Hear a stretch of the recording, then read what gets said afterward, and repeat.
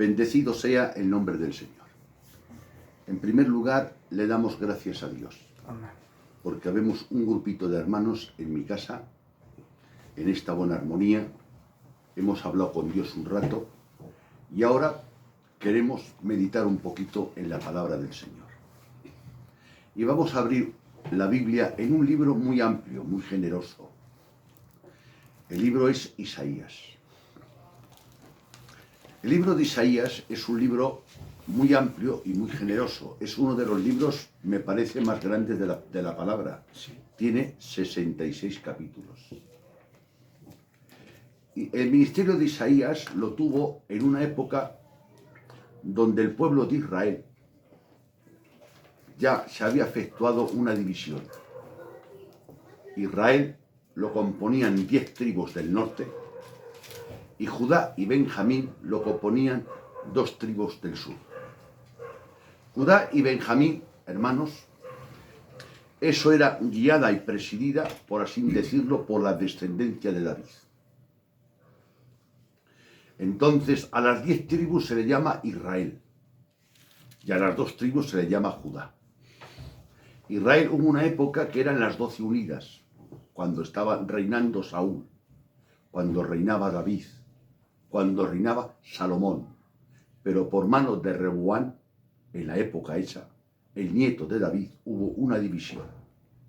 Israel se compone de 10 tribus y de 2. Por eso notáis en la Biblia que la Biblia habla Judá, Israel, Israel y Judá. Entonces Isaías especialmente y específicamente fue un profeta consagrado para las 2 tribus de Israel, para el norte, para el sur, perdón, Judá y Benjamín. Isaías abarca un periodo más o menos, los que saben dicen, de 40 años de ministerio largos. 40, 41, 42, por ahí. A Isaías hay un detalle que sí quería pararme un minuto a hablaros. Isaías 1.1 leo yo: visión de Isaías, hijo de Amoz, la cual vio acerca de Judá y Jerusalén, en días de Uzías, Jotán, Acaz, Ezequías, reyes de Judá. ¿No ves cómo ves? Reyes de Judá. Aquí vemos, me parece a mí, que vemos 4 o 5 reinados que estuvo Isaías presidiendo y gobernando. Isaías, después de ese amplio ministerio que tuvo Isaías, al finalizar agrupó todo el trabajo que hizo y escribió el libro. Y hay algo singular en este libro. Dice visión de Isaías. O sea, el libro, Isaías, el autor, lo define como una visión. No dice visiones, Abraham. Habla en singular. Dice visión. Y que visión en días, y ahora nombra los 4 reyes. O sea, que puede decir visión, en días de Uzías, Acán, Jotad, fulano, 4 reyes, y le llama visión. O sea, Dios administró a Isaías, y lo que administra a Isaías no son sus pensamientos, no son sus perspectivas, no son sus ideas. Él dice que fue visión de Dios. Entonces eso ya nos pone alerta a saber que este hombre no habla por cuenta propia. Habla ni más ni menos que lo que ha recibido de parte de Dios. Y ahora vamos a centrarnos en Isaías capítulo 5, verso 1. Ahora cantaré por mi amado el cantar de mi amado a su viña. Tenía mi amado una viña en una ladera fértil. La había cercado y despedregado, y plantado de vides escogidas, y había edificado en medio de ella una torre, y hecho también en ella un lagar, y esperaba que diese uvas, y dio uvas silvestres. Ahora pues, vecinos de Jerusalén, varones de Judá, juzgad ahora entre mí y mi viña. ¿Qué más se podía hacer a mi viña que yo no haya hecho en ella? Y como esperando yo que diese uvas, dio uvas silvestres. Os mostraré pues ahora lo que haré yo a mi viña. Le quitaré su vallado, será consumida, aportillaré su cerca y será hollada. Haré que quede desierta y no será podada ni cavada, y crecerá el cardo y el espino, y aun a las nubes mandaré que no derrame lluvia sobre ella. Ciertamente la viña de Jehová de los ejércitos es la casa de Israel, y los hombres de Judá planta deliciosa suya. Esperaba juicio y aquí he encontrado vileza. Bendecido sea el nombre del Señor. El profeta muestra al pueblo su pecado y los juicios que vendrían por medio de una parábola. La parábola de la viña, con dos fines: para memorizarla mejor y entenderla mejor. Te cuentan una parábola y te se queda más en la mente. Primero, lo que hace este profeta inspirado por Dios es decirnos lo que Dios ha hecho por la viña. Veamos a ver. La viña estaba bien ubicada. La había plantado en una ladera fértil. La tierra mejor no podía ser. Se le llama tierra fértil a una tierra buena, ¿sí o no? Sí. Pues claro, el dueño y el Dios de la viña es Dios, como es lógico. Estaba bien ubicada, ¿de acuerdo? Bien. Estaba bien trabajada. Había cavado y despedregado la viña. Bien ubicada, bien trabajada, estaba bien seleccionada por vides escogidas, como Abraham, Isaac, Jacob, los patriarcas, los profetas. Estaba bien cuidada. Había puesto una cerca y un vallado, doble cerca. Estaba bien vigilada. Había puesto una torre y estaba bien aprovechada. Había hecho un lagar para que cuando recojáis las uvas, no siendo que a llevarlas a otro sitio a que hagan el vino, en el transcurso se pierda alguna uva, se estropea alguna uva o roben alguna uva. Pues el viñedo va a tener su propio lagar. Y ahora, después de todo dice el profeta, que en este caso no habla el profeta, habla Dios. Amén. ¿Qué podía hacer? Pregunta. La condescendencia de Dios. Pregunta. ¿Qué podía hacer yo más por mi viña que no haya hecho? Oh, gloria a tu nombre, Señor. Israel, Judá, juzgar entre yo y mi viña, entre mi viña y yo. El Dios poderoso y grande y maravilloso desciende a un nivel de comprensión para que le entiendas. Te compone una parábola y después te dice, ahora dime, te pregunta, Dios pregunta. El que todo lo sabe y el que pregunta es el que no sabe. Pero Dios que todo lo sabe pregunta como si no supiese. ¿Qué podía hacer yo? Podía hacer algo yo más por mi viña que no haya hecho. Juzgar. Busquemos el culpable. Y luego dice, mi viña es la casa de Israel y la casa de Judá. Aquí nos habla de la gracia de Dios cuidando su viña. Aquí nos habla de los medios de gracia que Dios usó para su viña. Pero también nos habla del fracaso de su gracia con esta viña. Esperando uvas buenas, porque tenía motivo para esperar uvas buenas, dio uvas agrias. A esto se le llama una gracia en vano, una gracia sin fruto.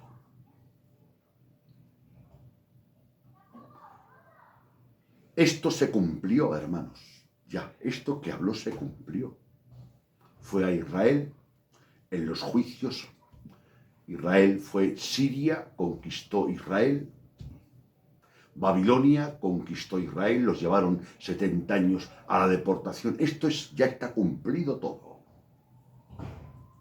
Pero después de hablar literalmente que esto tuvo su cumplimiento hace muchos años, pero es palabra de Dios y inspirada por Dios.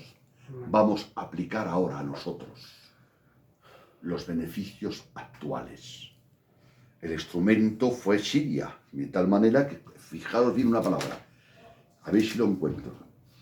Isaías 10:5. Oh Siria, vara y báculo de mi furor, en su mano he puesto mira.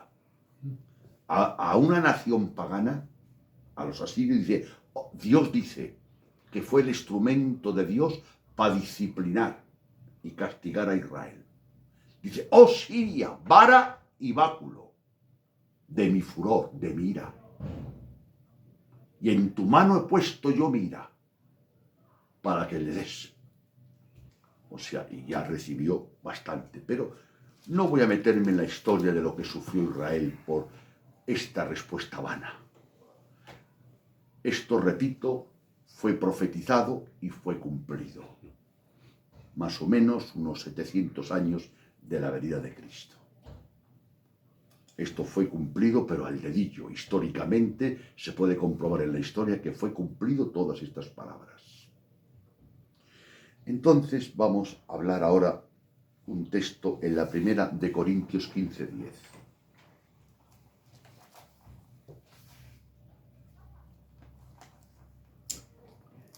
Pero por la gracia de Dios soy lo que soy, y su gracia no ha sido en vano para conmigo. Antes he trabajado Amén. más que todos ellos, pero no yo, sino la gracia de Dios conmigo.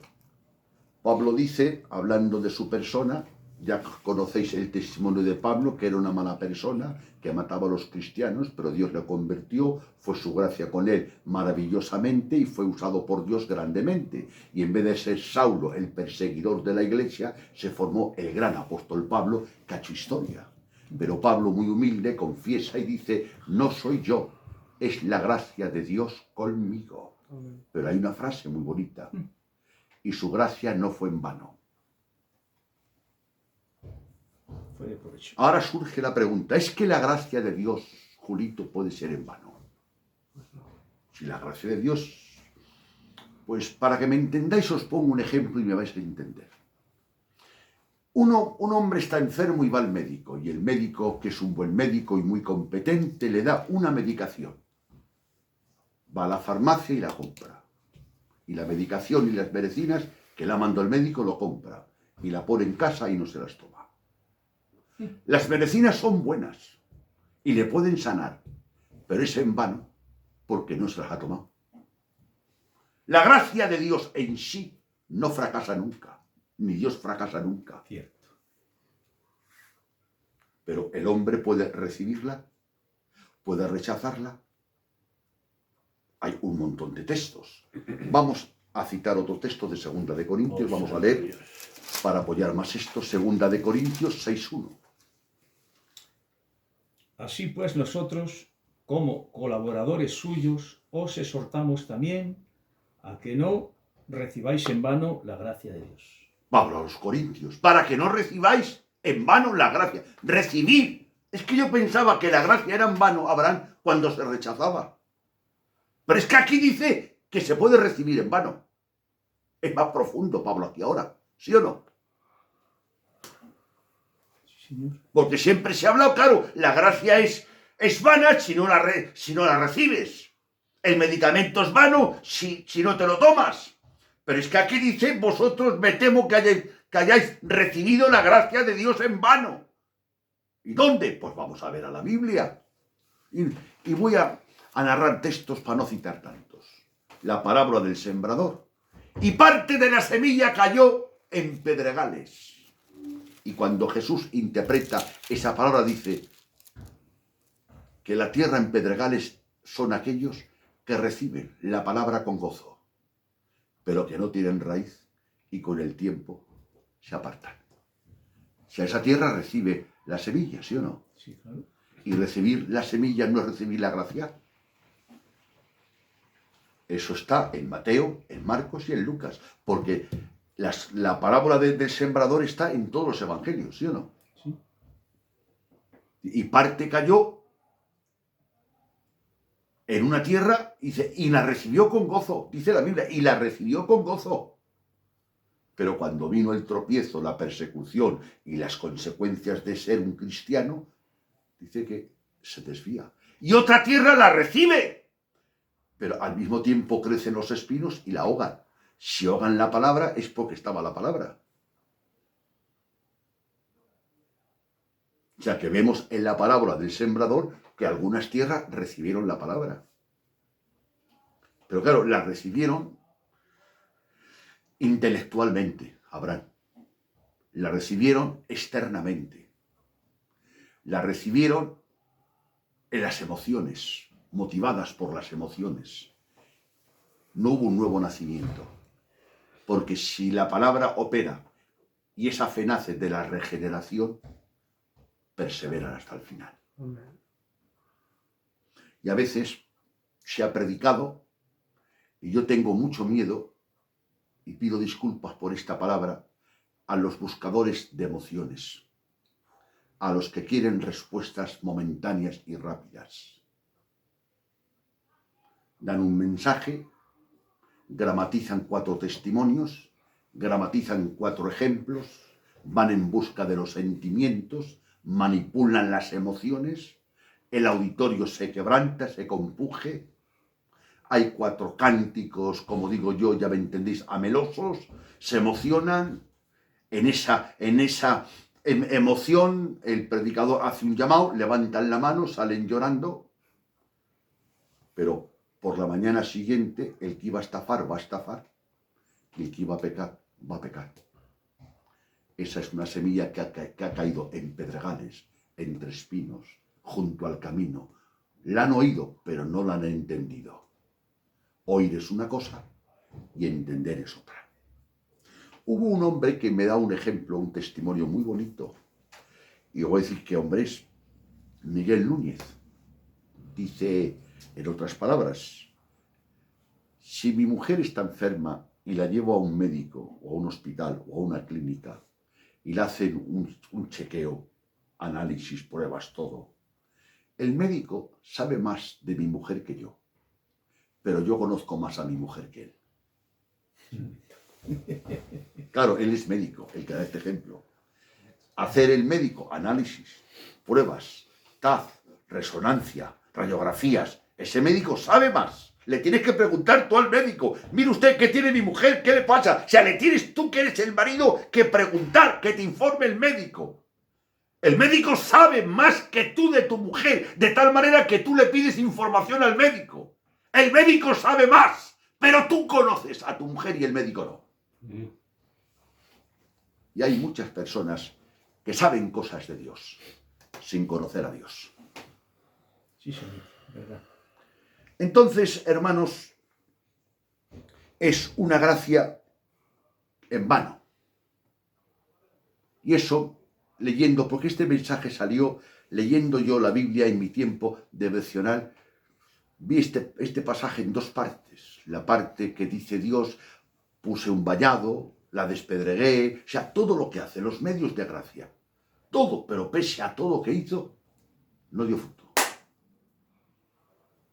Hermanos, seamos nobles y claros aquí, que somos cristianos y amigos y podemos hablar con claridad. En primer lugar, quiero corregir algo que para mí es importante. No llaméis iglesia al local, ni a la capilla, ni al templo. La iglesia son las personas. Y en no hacer, Emilio, esa diferencia nos trae problemas. El local es el local. La capilla es la capilla. El templo es el templo. La iglesia son las personas. En el local, de 50 personas que hay, a lo mejor han nacido la mitad y la mitad no han nacido. ¿Y cómo lo sabes? Por los frutos. El nuevo nacimiento es una cosa que Dios hace, que yo no veo. Pero Dios me ha dicho, el autor del nuevo nacimiento, por sus frutos los conoceréis. No por sus dones, sino por sus frutos. Porque un don es algo que Dios te regala, pero un fruto es algo que está implícito, la rendición del hombre ante Dios. Por eso en ningún momento, dijo Dios, por los dones vais a conocer a las personas, sino por los frutos. Y entonces vemos en este pasaje que puede haber mucha gracia en vano. Pero podríamos pensar, hermanos, bueno, esto pasó a Israel, hermano Machaco, en el Antiguo Testamento. Isaías. ¿Qué os parece si ahora, después de mostrar esta luz en el Viejo Testamento, pasamos al Nuevo? Mateo, Abraham.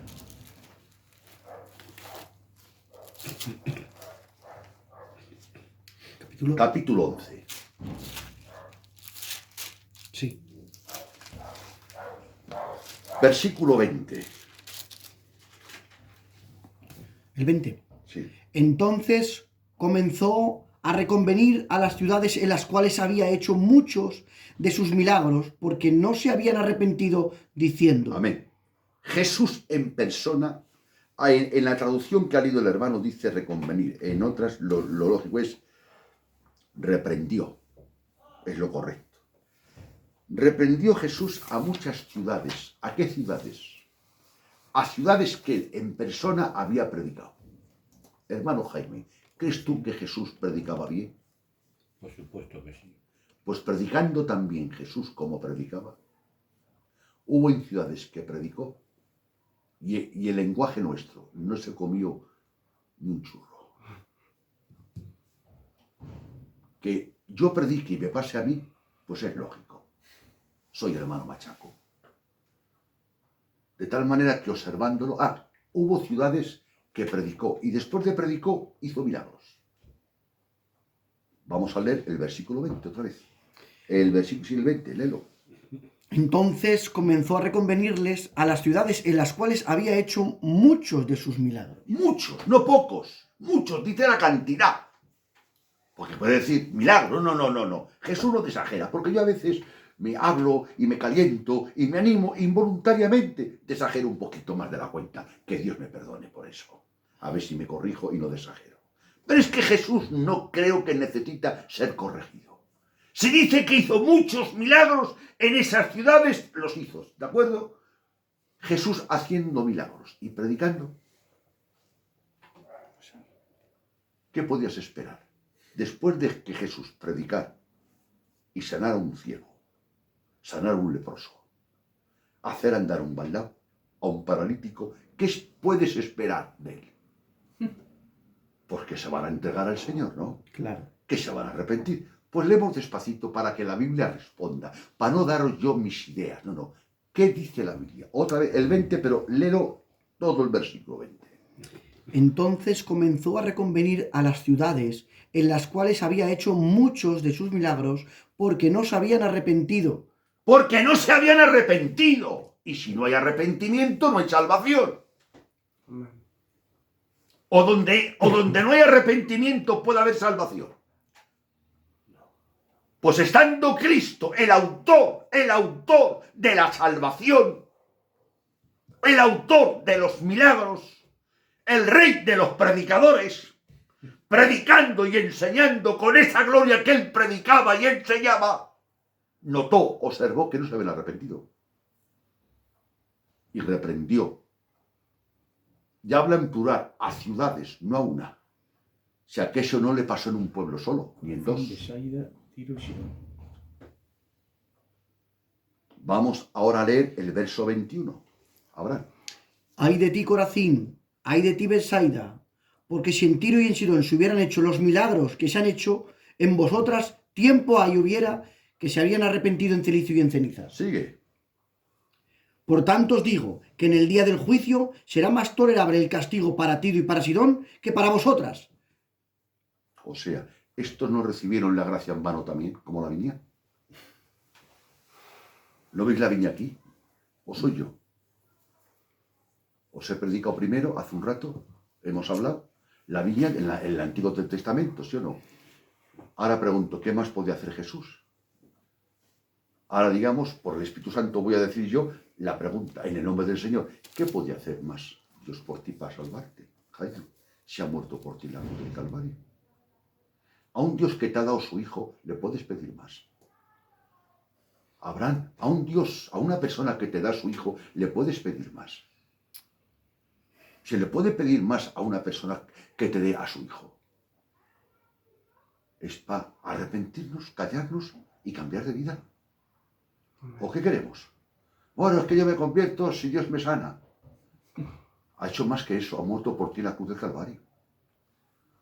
Es que yo me convierto si Dios me ayuda. ¿Cómo? ¿Pero quieres más ayuda? Él te ha dado una ayuda eterna. Y tú pides una ayuda temporal. Oh, Dios. Y creo que es mejor la ayuda eterna que la ayuda temporal, ¿sí o no? Ahora hubo un pueblo que hizo ahí muchos milagros, más que en ningún sitio, que es el versículo 23. Leemos el 23. Sí. Y tú, Capernaum, que eres levantada hasta el cielo, hasta el Hades serás abatida, porque si en Sodoma se hubieran hecho los milagros que han sido hechos en ti, habría permanecido hasta el día de hoy. En Capernaum no sé cuántos milagros. Dice la historia que vivió un tiempo Jesús en Capernaum. En un pueblecito pequeño, viviendo Jesús. Pues no lo sé. Hizo tantos milagros que dice, tú Capernaum, que eres levantada hasta el cielo. Jesús hablando no desagera, ¿eh? Hasta el cielo de tanta gloria y tanto milagro que he hecho, eres levantada hasta ¿dónde? Hasta el cielo. Ay, Señor. Y no te arrepientes. ¿No es gracia en vano? Y me pregunto yo, hermanos,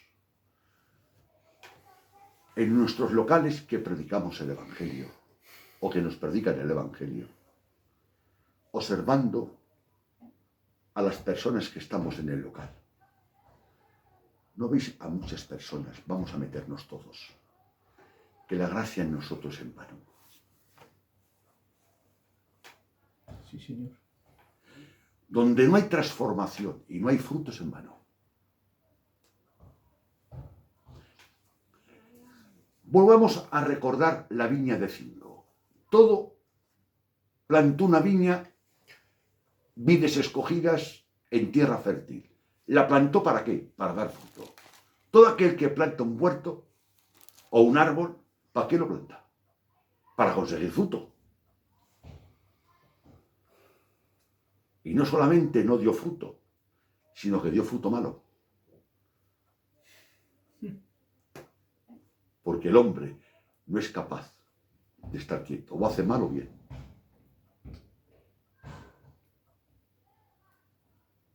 Que Dios nos ayude. Y esto, pues, me ha atemorizado a mí. ¿Qué excusa echamos? Abraham, coge segunda de Pedro, el favor. Capítulo 1. Ahí podemos hablar y podemos excusarnos y poner excusas, pero vamos a ver qué se llama. En 1 de Pedro, capítulo 1, verso 3 en adelante. Primera de Pedro. No, perdón, segunda, que me he confundido. 1:3. Segunda de Pedro, capítulo 1, versículo 3 en adelante. Como todas las cosas que pertenecen a la vida, a la piedad, nos han sido dadas por su divino poder, mediante el conocimiento de aquel que nos llamó por su gracia y excelencia, por medio de las cuales nos ha dado preciosas y grandísimas promesas, para que por ellas lleguéis a ser participantes de la naturaleza divina, habiendo huido de la corrupción que hay en el mundo a causa de la... Todas las cosas, Pedro dice. Pedro creo que fue inspirado por el Espíritu Santo cuando escribió. Dice, todas las cosas que pertenecen a la vida y a la piedad, Dios nos la ha dado. Todas. Entonces, si Dios nos ha dado todas, ¿cómo es que no respondemos nosotros a esa gracia?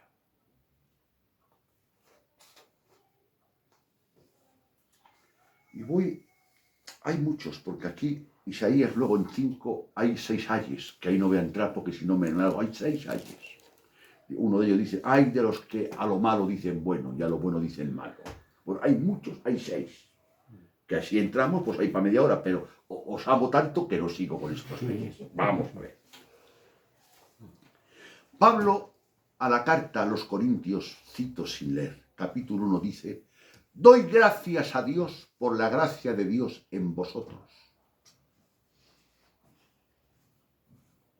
Y luego, posteriormente, dice, se oye que en vosotros hay iras, hay contiendas, hay disensiones, hay esto, y aún entre vosotros alguno tiene a la mujer de su padre. Una cosa es la gracia de Dios contigo y otra cosa es la respuesta que tú das a esa gracia.